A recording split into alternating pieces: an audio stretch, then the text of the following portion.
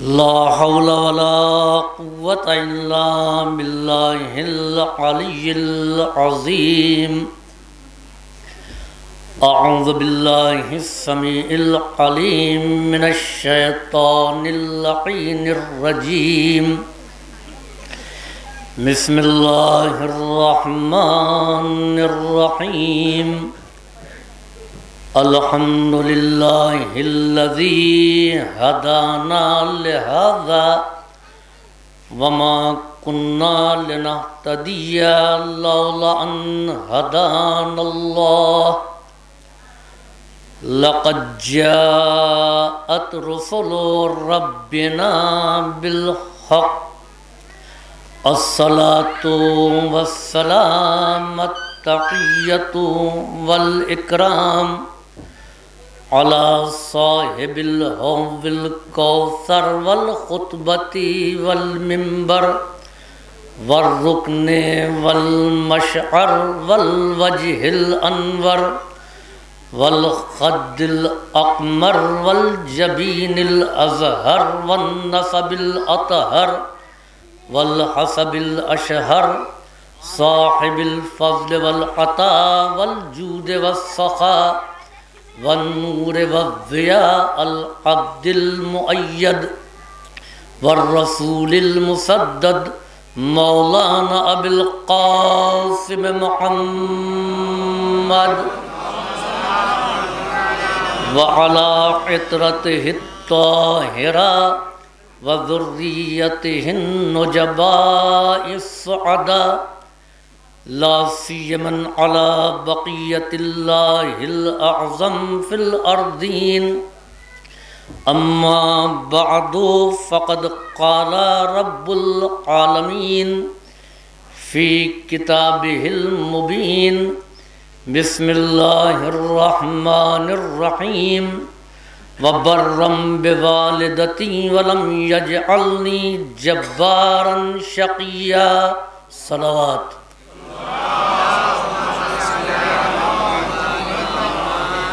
اس کائنات میں پیدا ہونے والا ہر انسان اپنی تخلیق، اپنے وجود کے لیے ماں اور باپ دونوں کا محتاج ہے. صرف ابتدائی آفرینش میں دو انسان ایسے تھے کہ جو اپنے وجود کے لیے ماں اور باپ کے محتاج نہ تھے، اور ساتھ ہی ساتھ ان دونوں کا وجود ایک دوسرے کا مرہون منت نہیں تھا. جس طرح سے اللہ نے جناب آدم کو بغیر ماں باپ کے پیدا کیا، اسی طریقے سے اللہ نے جناب حوا کو بھی بغیر ماں باپ کے پیدا کیا. اس کے بعد انسان پیدا ہوتے رہے، کاروان انسانیت آگے بڑھتا رہا، انبیاء اور اولیاء اس کائنات میں آتے رہے، لیکن سب کو اللہ نے ماں اور باپ دونوں کے ذریعے خلق کیا.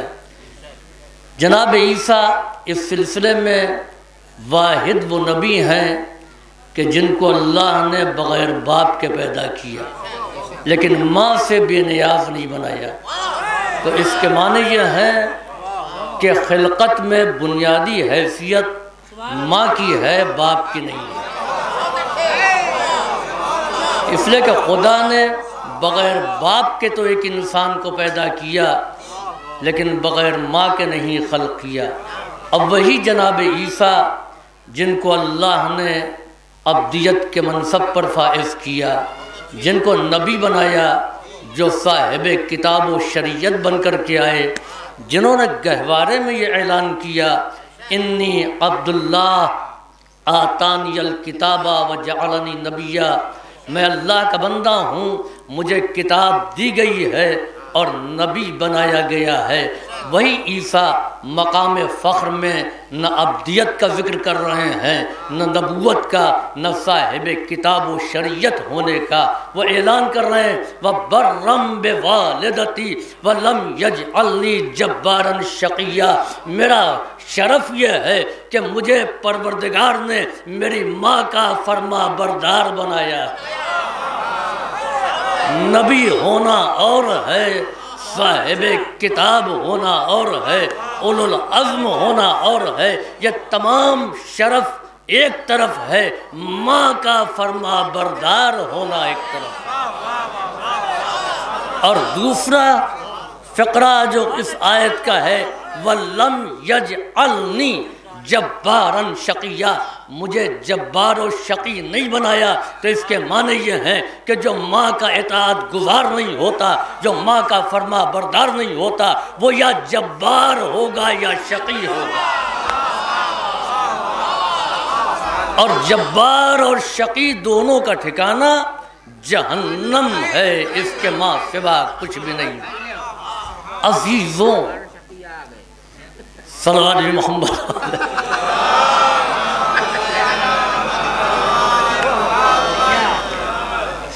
عزیزوں، انسان اپنی ماں کا لخت جگر بھی ہوتا ہے اور باپ کا نور نظر بھی ہوتا ہے، لیکن تربیت کی ذمہ داری رب العالمین نے باپ کے سپرد نہیں کی ہے، ماں کے سپرد کی ہے۔ انسان جب اپنے سفر حیات کو طے کرتا ہے تو یہ باپ کے صلب میں بھی ہوتا ہے، ماں کے رحم میں بھی قیام کرتا ہے۔ باپ کے صلب میں چند ساعت، ماں کے رحم میں 270 دن۔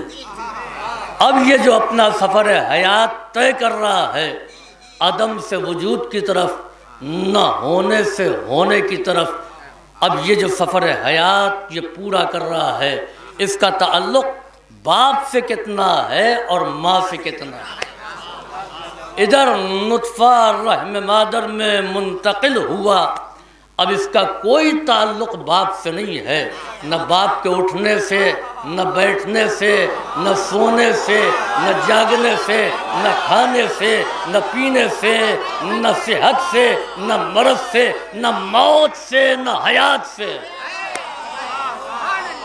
باپ مر بھی جائے گا تب بھی ماں تنہا اس 9 مہینے کے سفر حیات کو پورا کر رہی ہے۔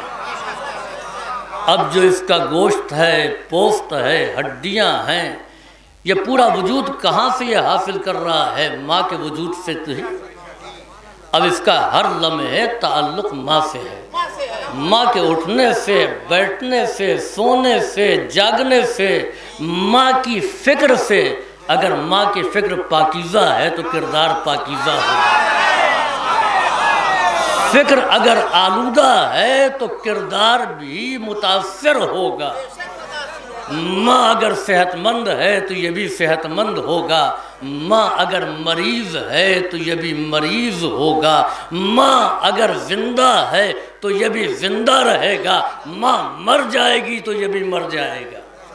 تو اس کے معنی یہ ہے کہ زیادہ تعلق ماں سے ہے، باپ سے نہیں ہے۔ ظاہر بات ہے کہ جس کے جسم کا یہ حصہ ہے، انسیت اس کو زیادہ ہوگی۔ یہی وجہ ہے کہ ماں کو محبت زیادہ ہوتی ہے بنسبت باپ کے۔ باپ بھی محبت کرتا ہے، میں اس کا انکار نہیں کرتا ہوں، لیکن بچہ مانوس کس سے ہوتا ہے؟ جو جس کے ساتھ زیادہ رہتا ہے اس سے زیادہ بے تکلف ہوتا ہے۔ کام نکالنا ہے تو آپ منسٹر کے ڈرائیور سے جا کے کہہ دیجئے، کیونکہ وہ صبح شام اس کے ساتھ رہتا ہے۔ جہاں مانوسیت ہوتی ہے اس سے انسان بے تکلف اپنی بات کہہ سکتا ہے، کیونکہ ماں کے ساتھ زیادہ رہا ہے۔ چنانچہ بعض ماہرین نفسیات نے کہا کہ جب بچہ زیادہ مضطرب ہو، جب بچہ زیادہ پریشان ہو، اس کو کسی کل چین نہ پڑ رہا ہو، تو ماں کو چاہیے کہ اپنے بائیں پہلو سے اس کو لگا لے، اس کو سکون مل جائے گا۔ کیوں؟ اس لیے کہ شکم میں بائیں جانب رہا تو بائیں پہلو سے زیادہ مانوس ہے بنسبت داہنے پہلو کے۔ جب وجود ایک ہے اور دونوں پہلو میں اتنا فرق ہے تو یاد رکھیں کہ ماں اور باپ دونوں کی تربیت میں بھی زمین اور آسمان کا فرق ہوگا۔ باپ کا پرورش کرنا اور ماں کا پرورش کرنا ویسے ہی ہے کہ جیسے کوئی ایک اجنبی پرورش کرے، یہ باپ کی پرورش ہے۔ ماں جس سے بچہ زیادہ مانوس ہے اور جو اس کا جزء بدن ہے، تو سکون وہاں ملتا ہے جہاں سے مانوسیت ہوتی ہے، اور یہ عادت جو بچپنے کی پڑی رہتی ہے یہ جاتی نہیں ہے۔ آپ کہیں چلے جائیے، 3 اسٹار ہوٹل میں جا کر کے ٹک جائیے، کتنا ہی آرام دہ بستر آپ کو مل جائے، لیکن ویسی نیند نہیں آتی ہے جیسی نیند گھر کے بستر پر آتی ہے۔ کیوں؟ اس لیے کہ آپ وہاں سے مانوس ہیں، لہذا نیند آ جائے گی۔ اجنبی ماحول میں یا اجنبی بستر پر نیند نہیں آئے گی۔ اب آپ دیکھیں کہ جب مانوسیت ہوتی ہے تو سکون ملتا ہے، اور جب سکون ملتا ہے تو نیند آتی ہے۔ انسان کے اختیار میں لیٹ جانا ہے، سو جانا اختیار میں نہیں ہے۔ یہ نیند جس کو ایک مزدور سڑک کے کنارے لیٹ کر کے حاصل کر لیتا ہے، لوگ آرام دہ بستر پر خرید کر کے لے کر کے آتے ہیں۔ ٹیبلٹ کھائیں گے، دوائیں کھائیں گے، تب نیند آئے گی۔ تو عزیزوں، جہاں مانوسیت ہے وہاں سکون ہے، اور جب سکون ہوگا، اطمینان ہوگا تو نیند آئے گی۔ آپ لیٹ سکتے ہیں، سو نہیں سکتے۔ اس کا تعلق ہے کیفیت نفس سے۔ نفس اگر مضطرب ہوگا تو نیند کبھی نہیں آئے گی، نفس مطمئن ہوگا تو نیند آ جائے گی۔ اب مجھے نہیں معلوم کہ علی نبوت سے کتنا مانوس تھے،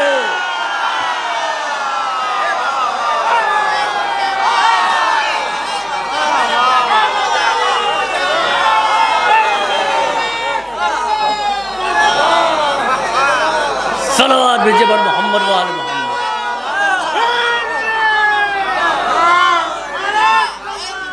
پیغمبر اسلام نے کہ یا علی نم ھذا فراشی، اے علی تم میرے اس بستر پر سو جاؤ۔ آپ یہ بتائیں کہ سو جانا کسی کے اختیار میں نہیں ہے، لیٹ جانا اختیار میں۔ پیغمبر نے کیوں کہا کہ تم سو جاؤ؟ پیغمبر اس چیز کا حکم دیتے جو اختیار میں تھا۔ یاد رکھیں کہ اس کا تعلق کیفیت نفس سے ہے۔ اگر کوئی نفس مضطرب ہوتا تو پیغمبر کہتے لیٹ جاؤ۔ نفس مطمئن کے مالک تھے علی۔ رسول نے کہا کہ سو جاؤ۔ تو عزیزوں، جہاں مانوسیت ہوتی ہے انس ہوتا ہے، وہاں سکون ملتا ہے۔ اللہ نے تربیت کا ذمہ دار ماں کو بنایا ہے، اور ولایت کا ذمہ دار باپ کو بنایا ہے۔ ماں کی بے پناہ فضیلت صحیح، سب کچھ ہو سکتی، ولی نہیں ہو سکتی۔ ولایت کا حق باپ کو ہے۔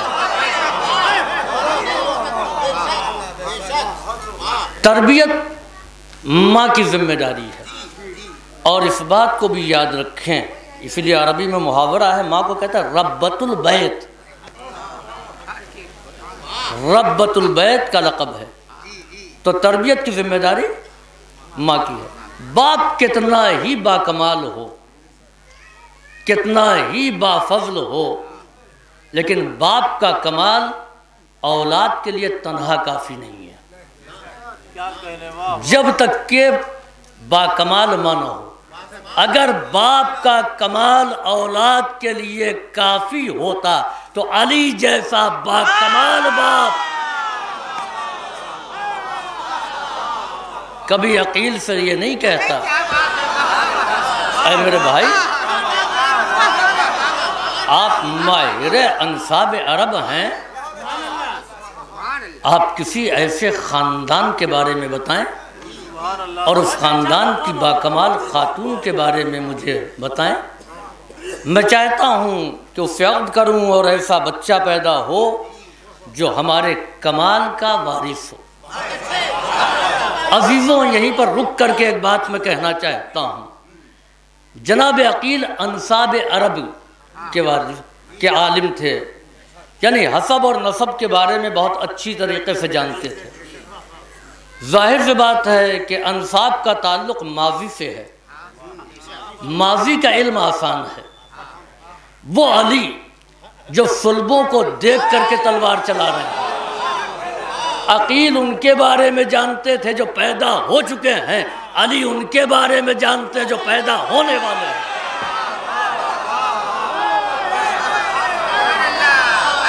عزیزوں، کیا جناب عقیل امیر المومنین سے زیادہ جانتے تھے؟ کیوں پوچھا؟ اس لیے پوچھا کہ تاکہ ہم متوجہ ہوں۔ جناب عقیل خاندان عرب کے بارے میں سب سے زیادہ علم رکھتے تھے، کہا جائے اسپیشلسٹ تھے۔ امیر المومنین نے متوجہ کیا جب کچھ پوچھنا ہوگا، پوچھنا چاہو تو اس کے ماہر سے سوال کرنا، ہر ایرے غیرے سے نہ پوچھنا۔ ہم سارے انتظامات کر لیتے ہیں اور اس کے لیے اسپیشلسٹ کو تلاش کرتے ہیں، لیکن دین اتنا مظلوم ہے کہ ہر ایرا غیرہ مفتی بن کر کے فتویٰ دینے لگتا ہے، ہر آدمی۔ اور یہ عجیب بات ہے کہ ہم کو خطیب اور عالم الگ کرنا پڑے گا۔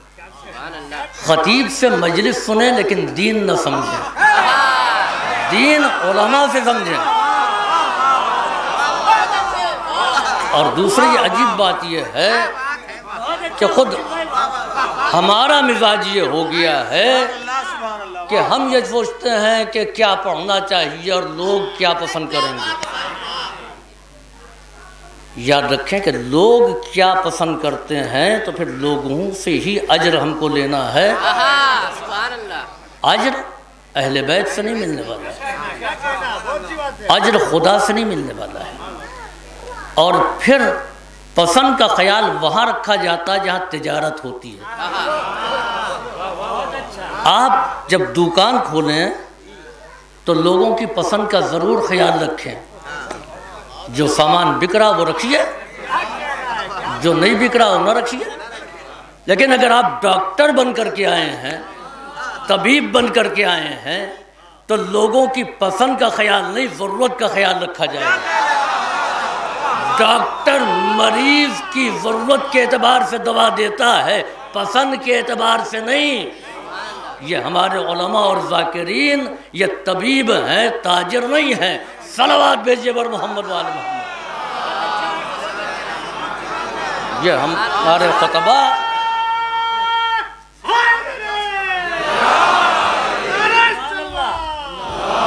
تو عزیزوں، امیر المؤمنین علی بن ابی طالب نے جناب عقیل سے کہا، اور جناب عقیل نے خاندان کلاب سے جناب فاطمہ کلابیہ کا انتخاب کیا۔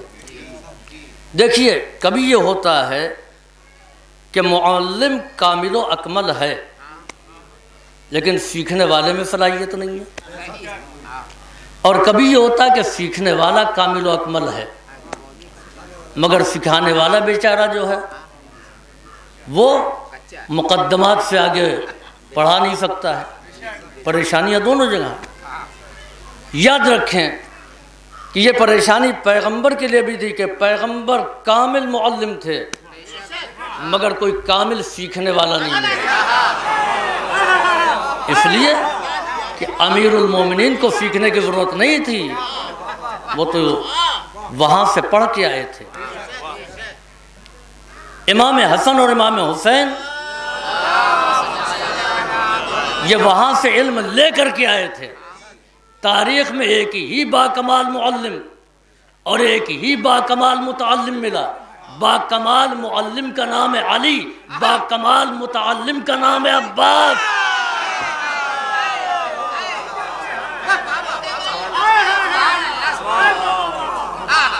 عزیزوں، ماں کے کردار کا اثر بہرحال، اور بہرحال باکمال بیٹے کے لیے ایک باکمال ماں کے انتخاب کی ضرورت پڑتی ہے۔ اور یہ وجہ ہے کہ ہم نے محاذ جنگ پر دیکھا، جنگ جمل، برستے ہوئے تیر، محمد حنفیہ کے قدم رک رہے ہیں۔ امیر المومنین نے کہا جاؤ، کہ آپ نہیں دیکھ رہے ہیں کہ تیروں کی بارش کیسے ہو رہی ہے؟ یہ تاریخی جملہ ہے مولا کائنات کا۔ یہ تمہارے ماں کے شیر کی تاثیر ہے۔ عزیزوں، دونوں باکمال باپ کے بیٹے، محمد بھی علی کے بیٹے، عباس بھی باکمال علی کے فرزند، لیکن دونوں کی شیر کی تاثیر آپ دیکھیں۔ یہ محمد حنفیہ کی ماں کا اثر تھا کہ قدم رک رہے تھے میدان جنگ میں، یہ ام البنین کی شیر کی تاثیر تھی کہ عباس بار بار رضا مانگ رہے تھے۔ صلوات بھیجیے پر محمد وآل محمد۔ عزیزوں، ایک موقع وہ بھی آیا کہ جہاں پر امیر المومنین نے اپنا تعارف اپنی ماں کے ذریعے کرایا، اور وہ کون سا موقع؟ جنگ خیبر میں مسلسل لشکر اسلام کو ہزیمت ہو رہی تھی۔ پیغمبر اسلام نے آخر میں اعلان کیا کہ لَأُعْطِيَنَّ الرَّائِطَ غَدًا رَجُلًا كَرَّارًا غَيْرَ فَرَّارٍ يُحِبُّ اللَّهَ وَرَسُولَهُ وَيُحِبُّهُ اللَّهُ وَرَسُولُهُ۔ لَأُعْطِيَنَّ الرَّائِطَ، میں کل ضرور علم عطا کروں گا۔ تو کیا ابھی پیغمبر نے اس کے قبل عطا نہیں کیا تھا؟ یاد رکھیں کہ جنگ موتا کی تاریخ بتا رہی ہے کہ پیغمبر کسی واپس آنے والے کے سپرد علم نہیں کرتے۔ آپ نے کہا، فرمایا کہ زید ابن حارثہ علمدار ہوں گے، وہ شہید ہو جائیں تو عبداللہ ابن رواحہ، وہ شہید ہو جائیں تو جعفر طیار۔ اب اس کے بعد کسی اور کو معین نہیں کیا کہ اب جو چاہے علم لے لے اور واپس آنا چاہے واپس آ جائے، کیونکہ واپس آنے کی بات تھی، اس لیے پیغمبر نے کسی کو منتخب نہیں کیا۔ پیغمبر کا انتخاب واپس آنے والوں کے لیے نہیں ہے۔ اب جو آپ فرما رہے لَأُعْطِيَنَّ الرَّائِطَ غَدًا، کل میں علم اس کو ضرور دوں گا۔ ظاہر سے بات ہے کہ جتنے لوگ تھے وہ یہ سوچ رہے تھے کہ علم ہمارے ہی درمیان میں، ہم ہی میں سے کسی کو ملے گا، اور سب امید لگائے ہوئے تھے۔ ظاہر سی بات ہے جب ایک کوالیفیکیشن کا اعلان ہو گیا تو جن کے پاس وہ کوالیفیکیشن نہیں ہے ان کو امید نہیں لگانا چاہیے۔ ایک پوسٹ ہے بی ایڈ والوں کی، اور یہاں ہائی اسکول پاس کر کے جو ہے درخواست دیے ہوئے ہیں۔ ظاہر بات ہے کہ جو کوالیفیکیشن مانگی جا رہی ہے وہ آپ میں نہیں پائی جاتی ہے۔ پہلی کوالیفیکیشن کیا ہے؟ رجلن، مرد میدان ہوگا، فرار ہوگا، آگے بڑھ کر کے حملہ کرنے والا ہوگا، غیر فرار، میدان جنگ سے فرار اختیار کرنے والا نہیں ہوگا۔ کم سے کم جو واپس آئے ہیں ان کو تو نہیں امیدوار ہونا چاہیے۔ یحب اللہ ورسولہ، اللہ اور اس کا رسول اس سے محبت کر رہے ہوں گے۔ ویحب اللہ ورسولہ، اور وہ اللہ اور اس کے رسول سے محبت کرتا ہوگا، خدا اور اس کے رسول اس سے محبت کرتے ہوں گے۔ مجھے تاریخ نہیں پڑھنا ہے، امیر المومنین آ گئے، پیغمبر نے علم حوالے کر دیا، آپ آگے بڑھے، حارث مقابلے کے لیے آیا، قتل ہو گیا، انتر آیا، مارا گیا، قلعے فتح ہوتے رہے، یہاں تک کہ قلعے قموس کے قریب امیر المومنین پہنچ گئے۔ یہودی گھبرا کر کے قلعہ قموس کے اندر داخل ہو گئے۔ مرحب نے گھبرائے ہوئے یہودیوں کو دیکھا، یہ تمہارے چہرے پر آثار موت کیسے نظر آ رہے ہیں؟ یہ تم گھبرائے ہوئے کیوں ہو؟ کہا لشکر اسلام قلعہ قموس تک آ گیا، تم کو خبر نہیں؟ مرحب نے کہا کیا مدینے سے نیا لشکر آ گیا؟ کہ نہیں، لشکر نیا نہیں آیا ہے، لشکر وہی ہے، علمدار بدل گیا۔ تو اس کے معنی یہ قوم میں کمی نہیں ہے، قیادت میں کمی ہے۔ اگر قیادت، دو چیزیں، زادہ بسطۃ فی العلم والجسم، قیادت علم کی ہونی چاہیے، قائد کو عالم ہونا چاہیے، شجاع ہونا چاہیے، ایمان ہونا چاہیے، علم ہونا چاہیے، یہ معیار قیادت۔ تو عزیزوں، مرحب آخر میں غضبناک ہو کر کے نکلا، ہوت پہنا، فرا پہنی، جوشن باندھا، 2 نیزے 2 تلواریں، اور اس کو بہت اچھے انداز میں مولانا مہدی حسن صاحب قبلہ پڑھا کرتے ہیں۔ تو جنگ خیبر آپ ان سے سن لیجئے گا، مجھے صرف اتنا ہی پڑھنا ہے جو موضوع سے متعلق ہے۔ مرحب نے رجب خانی کی، کون ہے کس کی موت یہاں تک لے آئی، کیا اس کو نہیں معلوم کہ انا الذی سمتنی امی مرحبا، میں وہ ہوں کہ میری ماں نے میرا نام مرحب رکھا ہے۔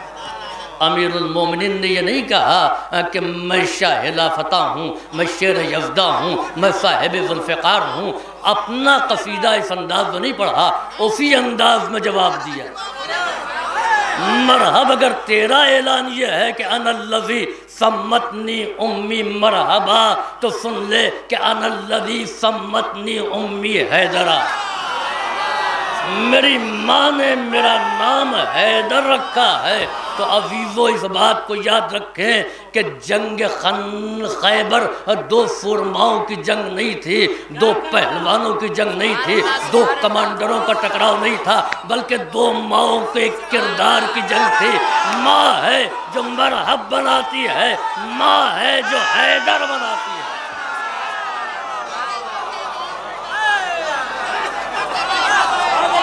صلوات بھیجیے پر محمد و آل محمد۔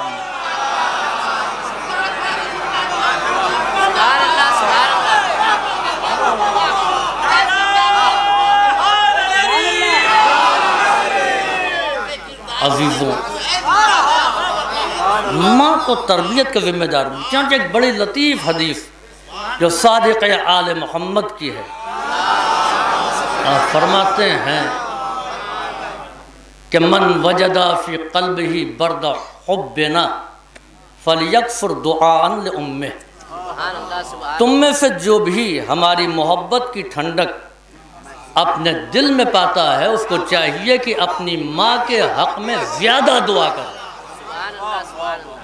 امام نے فرمایا برد حبنا، ہماری محبت کی ٹھنڈک، جبکہ محبت میں گرمی پائی جاتی ہے۔ آپ شعراء سے پوچھئے، محبت آگ ہے، محبت شعلہ جوالہ ہے، آتش فروزہ ہے، محبت جلا دیتی ہے، محبت خاکستر کر دیتی ہے، چاہے وہ اردو شاعری ہو یا فارسی۔ عربی شاعری میں بھی محبت کی تعبیر گرمی سے کی گئی ہے، اور چونکہ اکثر احباب موجود ہیں اور بزرگ موجود ہیں اور وہ بہتر طریقے سے شعر کو جانتے ہیں، عربی زبان کا شاعر ابو طیب احمد ابن حسین متنبی، اس کا پہلا ہی شعر ہے اضل الاواذل حول قلب التائہ وهو الاحبۃ منہ فی سودائہ۔ اضل الاواذل، ملامت کرنے والوں کی ملامتیں، حول قلب التائہ، ہمارے حیران اور متحیر دل کے ارد گرد ہے۔ وَهَوَ الْأَحِبَّةُ مِنْهُ فِي صَوْدَائِهِ، ہوا محبت، احبہ حبیب کی جمع، اور دوستوں کی محبت وہ دل کے اندر ہے۔ سودائے قلب میں دوستوں کی محبت اور نصیحت کرنے والے، ملامت کرنے والوں کی ملامت دل کے ارد گرد ہے۔ یہ کیوں دل کے ارد گرد ہے؟ اب دوسرے شعر میں کہتا ہے یشک الملام الی اللوائم حرہ، یشک الملام، یہ ملامتیں شکایت کرتی ہیں، الی اللوائم، ملامت کرنے والوں سے، حرہ، اس کی گرمی کی، یفد حین یلمن عن برہائہ، وہ رک جاتی ہیں، حین یلمن، جب ملامت کی جاتی ہے، عن برہائہ، اس کی گرمی سے۔ یعنی محبت کی گرمی اتنی شدید ہے، برہا وہ گرمی جو ناقابل برداشت ہو، تو محبت کی گرمی اتنی شدید ہے کہ جس کی وجہ سے نصیحتیں دل تک نہیں پہنچ پا رہی ہیں، اور جب دل تک نہیں پہنچتی ہیں تو اثر نہیں کرتی۔ تو عربی زبان کا شاعر بھی کہتا ہے محبت میں گرمی پائی جاتی ہے، اردو زبان کے شعراء بھی کہتے ہیں، فارسی زبان کے شاعر بھی یہی کہتے ہیں، اور امام فرماتے ہیں کہ محبت میں ٹھنڈک پائی جاتی ہے۔ من وجد فی قلبہ برد حبنا فلیکفر دعاء لأمہ، کہ جو بھی ہماری محبت کی ٹھنڈک اپنے دل میں پاتا ہے اس کو چاہیے کہ اپنی ماں کے حق میں زیادہ دعا کرے، اپنی ماں کے حق میں زیادہ اس کو دعا کرنا چاہیے۔ اب یہاں سے محبت کی دو قسمیں ہوئی، ایک محبت دنیا جس میں گرمی پائی جاتی ہے جو آگ ہے، اور ایک محبت اہل بیت جس میں ٹھنڈک پائی جاتی ہے۔ ان دونوں محبتوں میں ایک لطیف فرق ہے کہ محبت دنیا میں عاشق کا دل جلتا ہے، رقیب کے دل ٹھنڈے رہتے ہیں۔ محبت اہل بیت میں رقیبوں کے دل جلتے ہیں، محبوں کے دل ٹھنڈے رہتے ہیں۔ صلوات بھیجیے بر محمد و آل محمد۔ عزیزوں، تو ماں کو تربیت کا ذمہ دار بنایا ہے، اور چنانچہ مشہور حدیث ہے، بارہوں آپ حضرات نے بھی پڑھی ہوگی اور آپ ہی حضرات سے سنا ہے اور دیکھا بھی ہے کہ ایک شخص پیغمبر اسلام کے پاس آیا اور اس نے آنے کے بعد میں کہا کہ میں اپنے رشتہ داروں کے ساتھ نیکی کرنا چاہتا ہوں، آپ یہ بتائیے کس رشتے کے ساتھ میں نیکی کروں؟ آپ نے فرمایا امک۔ دوبارہ اس نے پھر سوال کیا، آپ نے پھر وہی جواب دیا، سوال ایک جواب ایک۔ اب دو مرتبہ ایک ہی سوال کا جواب پیغمبر ایک ہی دے چکے ہیں، تو تیسری مرتبہ اس کو نہیں پوچھنا چاہیے، اس نے تیسری مرتبہ بھی وہی سوال کیا، پیغمبر اسلام نے پھر وہی جواب دیا۔ لیکن جب چوتھی مرتبہ اس نے پھر اسی سوال کو دہرایا تو سوال وہی تھا لیکن جواب بدل گیا۔ اب پیغمبر نے فرمایا اباک۔ اب سوال یہ پیدا ہوتا ہے کہ ماں کے لیے پیغمبر نے 3 مرتبہ کیوں کہا؟ 4 مرتبہ کہہ دیتے، 5 مرتبہ یا 2 ہی مرتبہ؟ یاد رکھیں کہ 3 مرتبہ پیغمبر نے کہا ہے امک امک امک، تو اس کے معنی یہ ہے کہ تینوں جواب الگ الگ ہیں۔ ہم سمجھ رہے ہیں کہ تینوں جواب ایک ہے، لیکن حقیقت میں تینوں جواب الگ الگ ہیں۔ پیغمبر نے جب پہلی مرتبہ کہا کہ تم اپنی ماں کے ساتھ تم کو حسن سلوک کرنا چاہیے، نیکی کرنا چاہیے، تو نبی کریم نے ماں کی زحمتوں میں سے اس زحمت کو پیش نظر رکھا کہ جس میں ماں تنہا تھی، حملت ہو امہ کرہا، اس کی ماں نے بڑی پریشانیوں کے ساتھ اس کے وزن کو اٹھایا۔ آپ دیکھیے کہ کسی وزن کو مسلسل اٹھائے رکھنا بہت مشکل ہے۔ چشمے کا کتنا وزن ہوتا ہے، لیکن سوتے وقت آپ اتار کر کے رکھ دیتے ہیں۔ یہ اور بات ہے، خواب دیکھنا ہے، اچھا نظر آئے تو لگا کے سو جائیں، ورنہ اس وزن کو بھی ہم نہیں برداشت کر پاتے ہیں۔ یہ ہماری ماں ہے کہ جس نے 9 مہینے تک ہمارے اس وزن کو مسلسل اٹھایا ہے۔ تو یہاں پر ماں تنہا ہے، باپ کا کوئی حصہ نہیں ہے۔ جب دوبارہ اس نے یہ سوال کیا، پیغمبر نے کہا امک، تو پیغمبر نے ماں کی دوسری زحمت کو دیکھا، وَوَضَعَتْهُ أُمُّهُ كُرْهًا، اس کی ماں نے بڑی تکلیفوں اور پریشانیوں کے ساتھ جنا۔ اب یہاں باپ شریک نہیں ہے، تنہا ماں ہے۔ اور جب تیسری مرتبہ اس نے یہی سوال کیا تو تیسری زحمت کو پیغمبر نے پیش نظر رکھا، اور تیسری زحمت کیا ہے؟ وَلِلْوَالِدَاتِ يُرْضَعْنَ أَوْلَادَهُنَّ حَوْلَيْنِ كَامِلَيْنِ، ماں کو چاہیے کہ مسلسل 2 سال تک اپنے بچوں کو دودھ پلائیں۔ تو پہلی منزل حمل کی دشواریاں، دوسری منزل وضع حمل کی دشواری، تیسری رضاعت کی پریشانیاں۔ یہ 3 ایسی اہم منزلیں ہیں کہ جہاں ماں تنہا ہے، باپ نظر نہیں آتا۔ لہذا پیغمبر نے پہلی مرتبہ کہا کہ ماں کے ساتھ نیکی کرو، یہ حمل کی دشواری۔ دوبارہ کہا کہ ماں کے ساتھ حسن سلوک کرو، یہ وضع حمل کی پریشانیاں۔ اور تیسری مرتبہ کہا کہ اپنی ماں کے ساتھ نیکی کرو، یہ رضاعت کی دشواریاں ہیں۔ اب اس کے بعد پیغمبر اسلام نے کہا اباک، اپنے باپ کے ساتھ۔ اگر پیغمبر یہی خاموش ہو جاتے تو ہم سمجھتے کہ باپ کا کوئی حق نہیں ہے، لیکن جب کا اباک، اپنے والد کے ساتھ بھی تم کو نیکی کرنا ہے، لیکن پیغمبر اسلام نے تناسب بتا دیا کہ باپ کے ساتھ جتنی نیکی کر سکتے ہو ممکن ہے اتنی نیکی کرو، اور جب اتنی نیکی کر چکو تو اس کے 3 گنا تم کو ماں کے ساتھ نیکی کرنا چاہیے۔ اس لیے کہ والدہ کے لیے پیغمبر نے 3 مرتبہ کہا، والد کے لیے 1 مرتبہ۔ صلوات بھیجیے بر محمد و آل محمد۔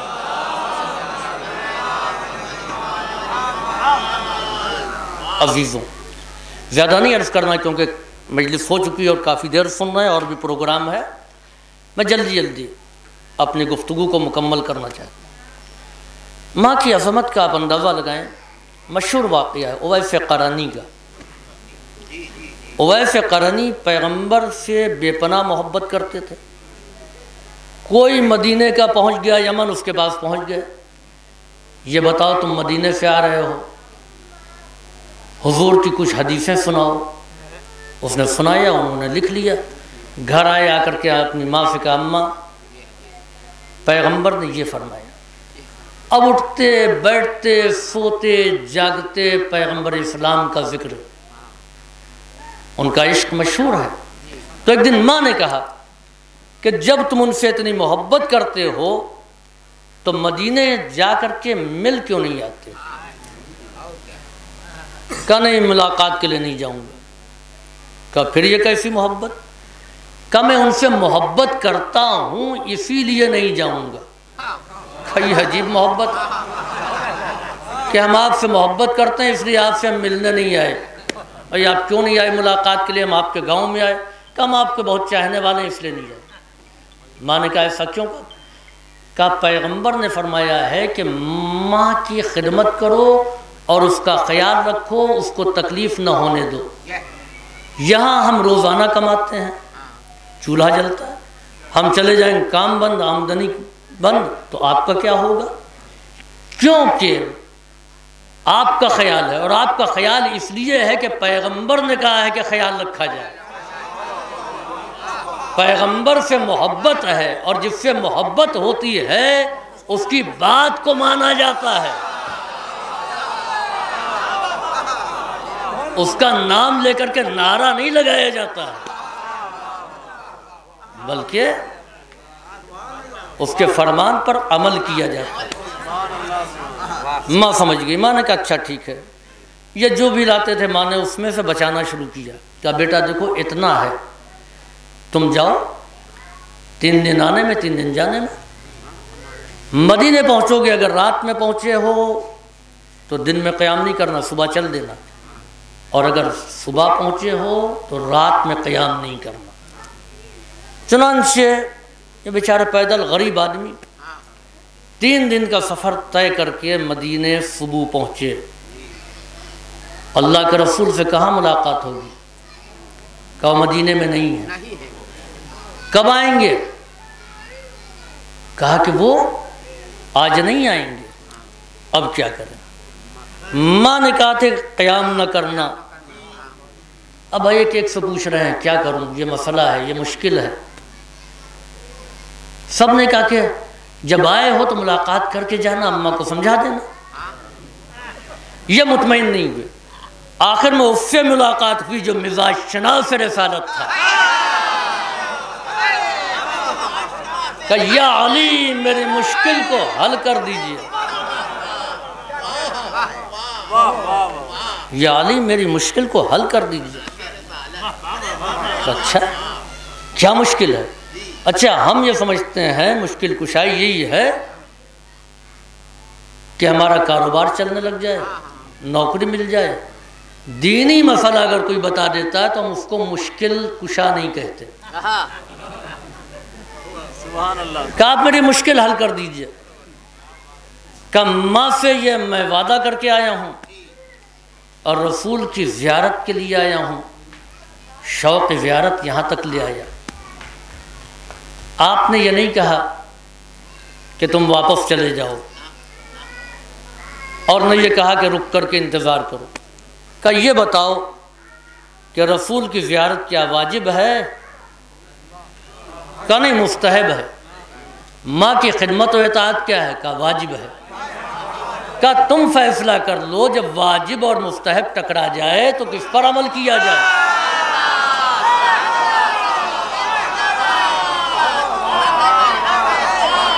امیر المومنین نے پورا ایک معیار بتا دیا، اذا اضرت النوافل بالفرائض فارفضوها، جب مستحبات واجبات کو نقصان پہنچانے لگ جائیں تو پھر مستحبات چھوڑ دیے جائیں۔ تو امیر المومنین نے دین کا ایک اصول سمجھا دیا کہ یا علی آپ نے میری مشکل کو حل کر دیا، اور وہاں سے بغیر ملاقات کیے ہوئے، بغیر رسول کی زیارت کیے ہوئے اویس قرنی یمن کے لیے روانہ ہو گئے۔ دوسرے دن پیغمبر اسلام آئے اور آپ نے فرمایا کہ میں اپنے حبیب اور زائر کی خوشبو محسوس کر رہا ہوں۔ کون آیا تھا؟ ظاہر بات ہے جہاں بڑے بڑے غنی رہتے ہوں، ایک چرواہے کے بارے میں کون بتانے والا ہے؟ ایسے نہ معلوم کتنے آتے ہیں۔ امیر المومنین نے کہا اویس آئے ہوئے تھے، کہا اویس کی میں خوشبو محسوس کر رہا ہوں۔ اس کے معنی یہ ہیں کہ ماں کی خدمت و اطاعت کردار میں ایسی خوشبو پیدا کرتی ہے جس کا احساس مشام عصمت کرتی ہے، ہر ایک نہیں کر سکتا ہے، ہر ایک اس کو درک نہیں کر سکتا ہے۔ چنانچہ پیغمبر کہتے ہیں میرا زائر آیا تھا۔ کیا زیارت کی تھی؟ کیا رسول اللہ کو دیکھا تھا؟ تو اس کے معنی یہ ہیں کہ زیارت ملاقات کی محتاج نہیں ہوتی ہے۔ کیا کہنا ہے؟ کتنے ایسے ہیں جو پیغمبر سے ملاقات کرتے تھے مگر وہ زائر نہیں۔ کہ ابو سفیان نہیں ملتا تھا، ابو لہب نہیں ملتا تھا، ابو جہل نہیں ملتا تھا، یہ سب ملتے تھے مگر زائر نہیں ہے۔ اویس نے ملاقات نہیں کی مگر زائر پیغمبر کہلائے۔ صلوات بھیجیے بر محمد و آل محمد۔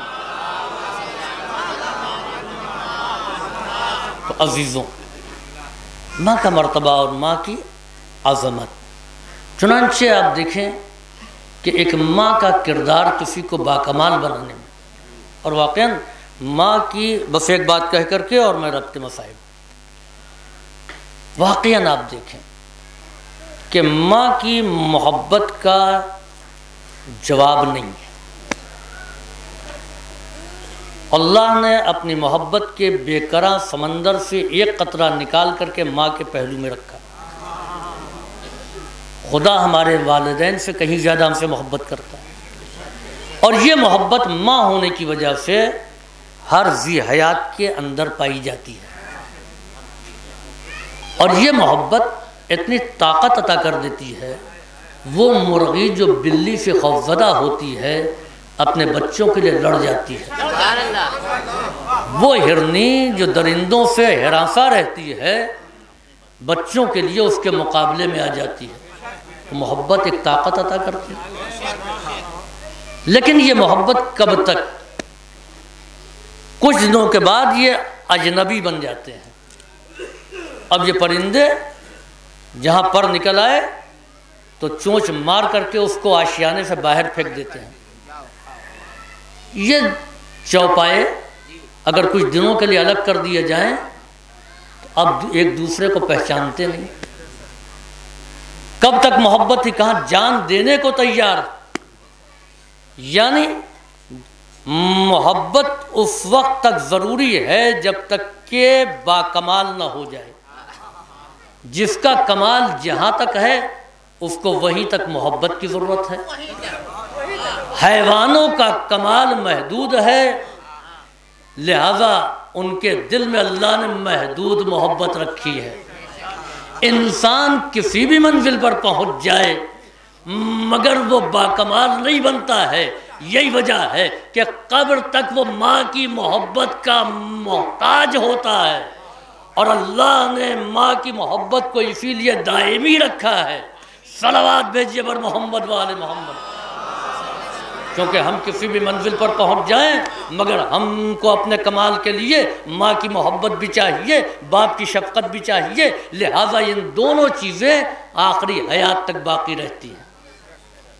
اور عزیزوں اس بات کو یاد رکھیں کہ ماں کسی بھی شخصیت کے تعمیر میں اہم کردار ادا کرتی ہے۔ چنانچہ صدر امریکہ ابراہیم لنکن نے کہا کہ میں جو اس منزل پر پہنچا ہوں یہ میری ماں کی محنتوں کا نتیجہ ہے۔ میری ماں دیہات کی ان پڑھ جاہل عورت تھی، اگر وہ پڑھی لکھی ہوتی تو میں جنت کو اس زمین پر اتار دیتا، جو اس کے لفظ ہیں۔ میری ماں اگر پڑھی لکھی ہوتی تو میں جنت کو اس زمین پر اتار دیتا، یعنی جو کچھ ہوں اس سے کہیں آگے جاتا۔ تو اس کے معنی یہ ہے کہ ایک پڑھی لکھی ماں کی تربیت اور ہے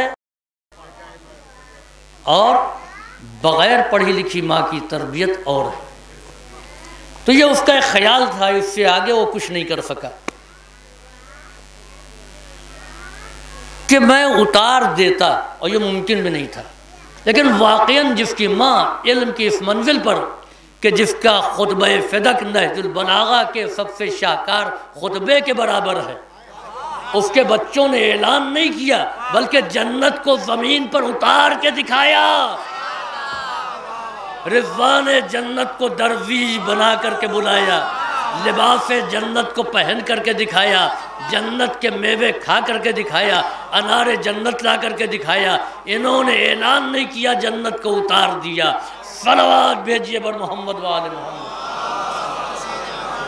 بس عزیزوں، انسان کی 3 بنیادی ضرورتیں ہیں: روٹی، کپڑا اور مکان۔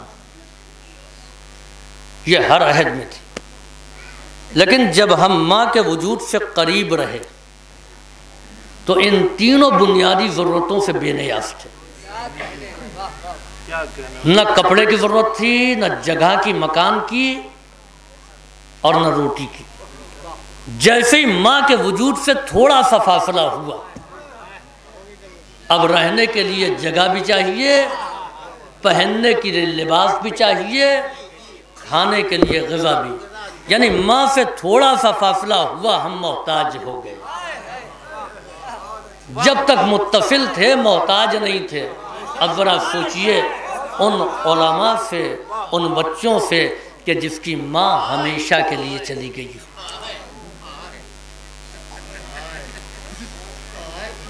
عزیزوں، ایک مومنہ کی مجلس ہے، ظاہر سی بات ہے کہ عالم دین کی شریک حیات، ام العلماء، حاجیہ اور زائرہ، بہت مشکل مرحلہ ہے۔ خود امیر المومنین کا مرثیہ جناب زہرا کی وفات پر گواہ ہے کہ ایک باکمال زوجہ کی جدائی کتنی شاق ہوتی ہے۔ عزیزوں، جناب زہرا صرف اپنے بچوں کی ماں نہیں تھی بلکہ اپنے باپ کی بھی ماں تھی۔ بھرپور مصائب مولانا یونس صاحب نے پڑھا ہے، مجھے زیادہ نہیں، بس چند کلمات۔ ذرا سوچئے، وہ دروازہ جو اتنا قابل احترام کہ جہاں ملک الموت اجازت دیے بغیر داخل نہیں ہوئے، وہ جس نے دربار سلیمانی کا لحاظ نہیں کیا، جو گھر آماجگاہ ہے وحی و تنزیل ہے، جہاں پر مسلسل قرآن نازل ہو رہا ہو، ہم نے یہ دیکھا اس گھر کو لوگوں نے گھیر لیا۔ ہونا تو یہ چاہیے تھا کہ لوگ آتے، بی بی ہم آپ کے باپ کے جنازے میں شریک نہیں ہو سکے، آپ تعزیت قبول کر لیجئے، پرسہ لے لیجئے۔ لیکن ہم نے دیکھا کہ ایک ہجوم، ابو الحسن کو باہر نکالو، ہم دروازہ توڑ دیں گے، آگ لگا دیں گے۔ شہزادی کے مرثیے سے اندازہ لگائیے، قل للمغیب تحت اطباق الثری ان کنت تسمع صرختی و ندائیہ، زمین کے نیچے غائب ہو جانے والے پیغمبر سے کوئی کہے وہ اگر ہماری فریاد کو اور ہمارے نالے کو سن رہے ہیں تو صبت علی مصائب لو انہا، مصیبت نہیں بلکہ مصائب، صبت علی الایام سرنا لیالیا، اگر یہ دن کے اوپر مصیبتیں پڑتی تو یہ دن تاریک راتوں میں تبدیل ہو جاتے۔ میں نے دیکھا یہاں تو ابتدا ہوئی تھی، یہاں دروازہ جلتے ہوئے دیکھا، کربلا میں خیمے جلتے ہوئے نظر آئے، یہاں پر ایک علی کے گلے میں رسمان ظلم تھے، وہاں پر علی کے گلے میں خاردار توق تھا، ہاتھوں میں ہتھکڑیاں، پاؤں میں بیڑیاں تھیں، اور مخدرات عصمت و طہارت کے گلے رسی سے جکڑے ہوئے تھے۔ یہاں ایک محسن کا لاشا ہم نے دیکھا، وہاں 72 لاشوں کو دیکھا۔ ارباب عزا، جناب زہرا پر معمولی مصیبت نہیں پڑی ہے، پسلیاں ٹوٹ گئیں۔ پسلیاں ٹوٹنے کی اذیت معمولی نہیں ہوتی ہے، اور اس ٹوٹی پسلی کے ساتھ ایک دو دن نہیں، شہزادی نے اس ٹوٹی پسلیوں کے ساتھ وفات پیغمبر کے بعد سے لے کر کے 3 جمادی الثانی تک کا وقت گزارا ہے۔ روایت یہ کہتی ہے کہ کبھی اتنی تکلیف ہوتی تھی کہ جناب زہرا سیدھے کھڑے ہو کر کے چل نہیں پاتی تھی، عصا کے سہارے سے جھک کر کے چلتی تھی۔ ایسا معلوم ہوتا تھا کہ کوئی بہت ضعیفہ ہے جس کی کمر جھک گئی ہے۔ آپ بتائیے کہ میری شہزادی کی عمر کتنی تھی؟ 19 سال کی عمر میں اگر کوئی عصا کے سہارے سے اس انداز میں چلے کہ اس کی کمر جھکی ہوئی نظر آئے تو سوچئے کتنے درد اور تکلیف میں بنت رسول تھی، کتنی مصیبتیں جناب زہرا نے اٹھایا تھا۔ ایک وہ وقت بھی آیا کہ جناب زہرا نے وصیتیں کرنا شروع کر دیا، اے اسماء ہم اس کمرے میں جا رہے ہیں، جب تک تسبیح کی آواز آتی رہے، جب تک تحلیل کی آواز آتی رہے تو سمجھنا فاطمہ زندہ ہے، جیسے ہی تسبیح و تحلیل کی آوازیں آنا بند ہو جائیں تو سمجھ لینا کہ فاطمہ اس دنیا میں نہیں رہی۔ یعنی حیات معصومہ تسبیح پروردگار کا نام ہے، یہ سانسیں چلیں گی تو تسبیح پروردگار کے ساتھ، رکیں گی تو تسبیح پروردگار کے ساتھ۔ ارباب عزا، امیر المومنین کو شہادت سیدہ کی خبر دی گئی۔ روایت کہتی ہے اس خبر کو سنتے ہی مولا بے ہوش ہو گئے، کسی نے پنکھا جلا، کوئی پانی لے کر کے آیا۔ میں کہوں گا کہ کربلا میں بھی ایک علی غش میں پڑا ہوا ہے، خیموں میں پانی موجود نہیں ہے۔ ارباب عزا، رات ہی رات کا وقت ہے، کاشان امامت میں شمع کی مدھم روشنی میں ایک تابوت رکھا ہوا ہے، اس تابوت میں خاتون جنت آرام فرما رہی ہیں۔ وصیت یہ ہے کہ سب کو اطلاع نہ ہونے پائے۔ ظاہر سی بات ہے اس کے لحاظ کو رکھتے ہوئے گریہ کیا گیا ہوگا، اب تو بلند آواز میں نہیں رویا جا سکتا نا کہ گریہ کی صدا سن کر کے لوگ آ جائیں۔ ہاں سسکیوں میں زینب رو رہی تھی، سسکیوں میں ام کلثوم گریہ کر رہی تھی۔ آدھی شب گزر چکی، قنبر کو امیر المومنین نے بھیجا کہ جاؤ سلمان کو بلا لاؤ، ابو ذر کو بلا لاؤ، چچا عباس کو بلا لاؤ، یہ افراد آ گئے، تابوت رکھا ہوا ہے۔ اے سلمان، زہرا اپنے بابا کے پاس چلی گئی، فاطمہ نے اپنے بچوں کو چھوڑ دیا، اب ان کو آخری آرام گاہ تک پہنچانا ہے۔ عجب فقرہ جناب سلمان فارسی نے کہا، ارے ابھی کل ہی کی بات ہے، میں ناقہ عذبہ پر بی بی کو سوار کر کے رسول اللہ کے گھر سے آپ کے گھر تک رخصت کرا کے لایا تھا۔ کیا خبر کہ جس کو یہاں لے کر کے آیا تھا آج اسی کا تابوت اٹھانا ہے۔ ارے جن ہاتھوں نے مہار ناقہ پکڑی تھی آج وہی ہاتھ تابوت اٹھائیں گے۔ اے سلمان، سیدہ بڑی مظلومہ ہے، پسلیاں شکستہ ہو گئی ہے۔ فَيَعْلَمُ الَّذِينَ ظَلَمُوا أي منقلب ينقلبون على لعنة الله على القوم الظالمين ربنا تقبل منا إنك أنت السميع العليم اللهم افعل بنا ما أنت أهل ولا تفعل بنا ما نحن أهل بجاه محمد وآله الطاهرين. آپ حضرات سے التماس ہے کہ ایک مرتبہ سورہ الحمد اور سورہ توحید کی تلاوت کر کے مرحومہ حسینہ بانو بنت اسد علی مرحوم کے نام شامل